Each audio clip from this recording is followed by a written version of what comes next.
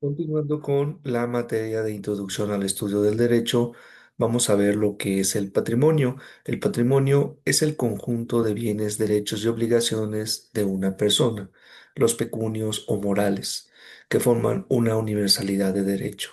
Los bienes que comprenden el patrimonio familiar son la casa habitación, en algunos casos una parcela cultivable.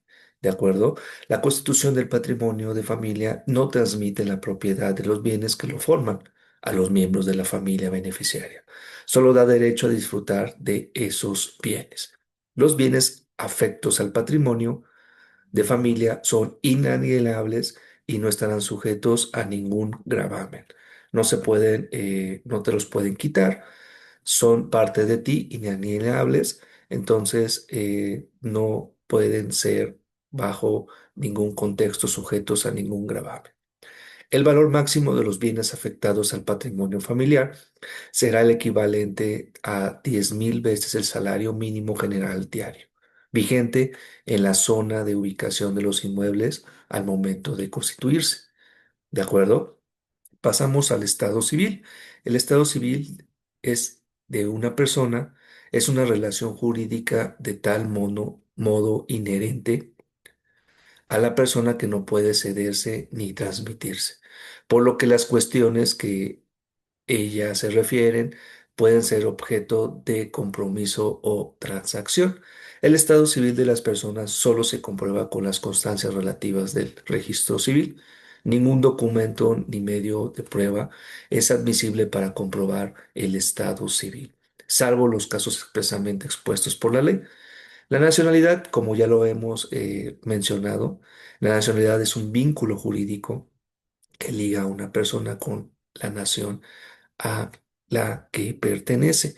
El artículo 30 de la Constitución mexicana señala que la nacionalidad mexicana se adquiere por nacimiento y por naturalización. Recordando un poco estos dos puntos de nacimiento y naturalización, son mexicanos por nacimiento los que nazcan dentro del territorio de la República, sea cual fuera la nacionalidad de sus padres.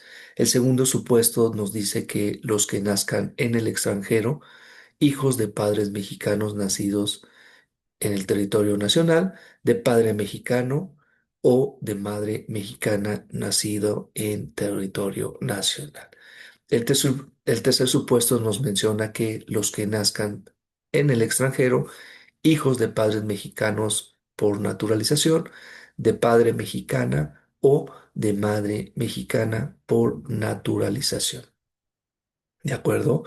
Y el cuarto supuesto, que esto ya lo hemos mencionado, los que nazcan a bordo de embarcaciones o aeronaves mexicanas, sean de guerra o mercantes. Por otro lado, nos dice quiénes son los mexicanos por naturalización en el inciso B del artículo 30 constitucional. Dice que son mexicanos por naturalización, primera fracción, primer supuesto, los extranjeros que obtengan de la Secretaría de Relaciones Exteriores su carta de naturalización. Segundo supuesto, fracción segunda, la mujer o el varón extranjeros que contraigan matrimonio con varón o mujer mexicanos, que tengan o establezcan su domicilio dentro del territorio nacional y que cumplan con los demás requisitos que al efecto señala la ley. Asimismo, la misma Constitución nos señala que ningún mexicano podrá ser privado de su nacionalidad, y la nacionalidad mexicana por naturalización se perderá por. Hay dos supuestos que nos mencionan. En la fracción primera se puede perder la nacionalidad mexicana por naturalización, por adquisición voluntaria de una nacionalidad extranjera, por hacerse pasar en cualquier instrumento público como extranjero, por usar un pasaporte extranjero o por aceptar o usar títulos nobiliarios que impliquen sumisión a un estado extranjero. También nos dice que la fracción segunda, por residir durante 5 años continuos en el extranjero. ¿Cuándo se puede perder la nacionalidad mexicana? La ciudadanía mexicana, perdón. La ciudadanía mexicana se puede perder por aceptar títulos nobiliarios de gobiernos extranjeros, por prestar voluntariamente servicios oficiales a un gobierno extranjero sin permiso del Congreso Federal o de su comisión permanente. La fracción tercera nos menciona por aceptar o usar condecoraciones extranjeras sin permiso del Congreso Federal o de su comisión permanente. La fracción cuarta o el cuarto supuesto nos menciona por admitir del gobierno de otro país títulos o funciones sin previa licencia del Congreso Federal o de su comisión permanente, exceptuando los títulos literarios, científicos o humanitarios que pueden aceptar libremente. Fracción quinta y el quinto supuesto nos menciona de cuándo se puede perder la ciudadanía mexicana por ayudar en contra de la nación a un extranjero o a un gobierno extranjero en cualquier reclamación diplomática o ante un tribunal internacional. Y también nos menciona un supuesto general en los demás casos que fijan las leyes mexicanas.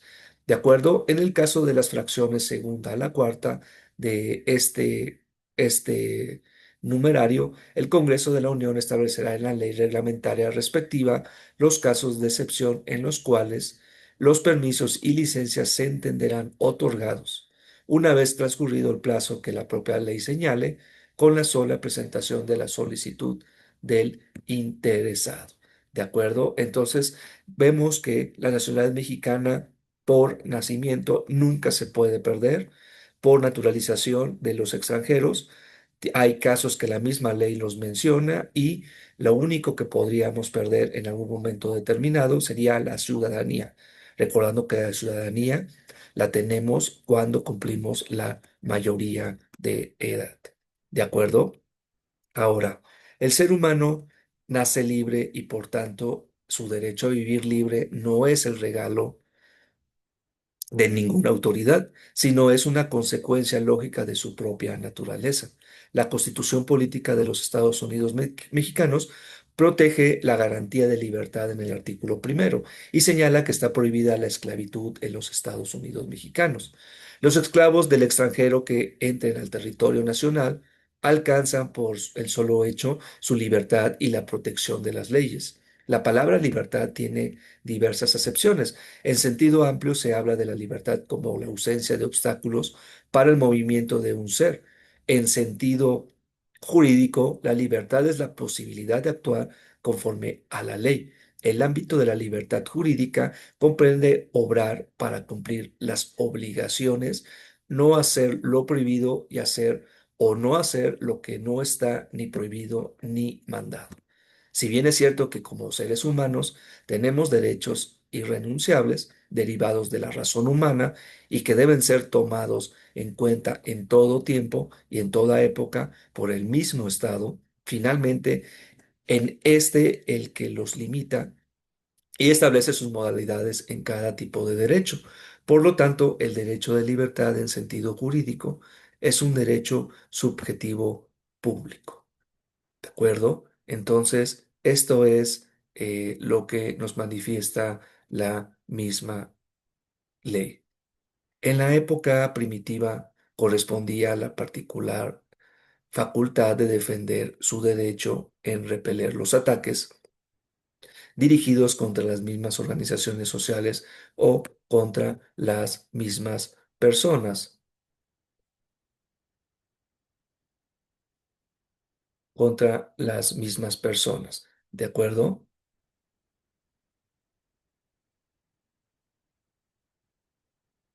El Estado no intervenía en la tutela ni y restablecimiento del derecho. A esta etapa se le conoció con el nombre de régimen de autodefensa, toda vez que el atacado tiene que emplear sus propios medios para repeler la acción violenta de su atacante. Era la fuerza contra la fuerza, lo que se le llamaba la ley del talión, ojo por ojo, diente por diente. Posteriormente, el Estado empezó a intervenir en las contiendas con la finalidad de limitar la venganza. Después desempeñó el papel de árbitro o conciliador para solucionar las diferencias como amigables componedores. Y por último, surgió la facultad de solucionar directamente los conflictos por medio de la función jurisdiccional. Es aquí donde nuestra Constitución protege el derecho de la administración de justicia en el artículo 17 que señala, ninguna persona podrá hacer justicia por sí misma, ni ejercer violencia para reclamar su derecho. Toda persona tiene derecho a que se le administre justicia por tribunales que estarán expeditos para impartirla en los plazos y términos que fijen las leyes, emitiendo sus resoluciones de manera pronta, completa e imparcial. Su servicio será gratuito, quedando en consecuencia prohibidas las cosas judiciales. Las leyes preverán mecanismos alternativos de solución de controversias. En la materia penal regularán su aplicación, asegurarán la reparación del daño y establecerán en los casos en que los requerirá supervisión judicial. Las sentencias las sentencias que pongan fin a los procedimientos orales deberán ser explicadas en audiencia pública previa citación de las partes. Las leyes federales locales establecen los medios necesarios para que se garantice la independencia de los tribunales y la plena ejecución de las resoluciones.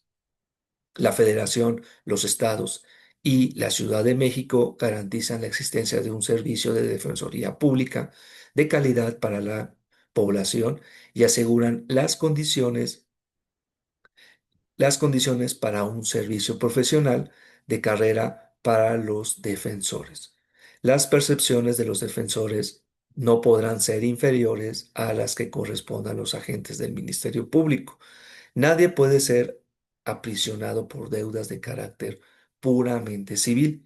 Ahora bien, podemos definir que el derecho de acción es la facultad de pedir a los órganos jurisdiccionales la aplicación de las normas jurídicas a casos concretos, ya sea con el propósito de esclarecer una situación jurídica dudosa, ya el de declarar la existencia de una obligación y en caso necesario hacerla efectiva.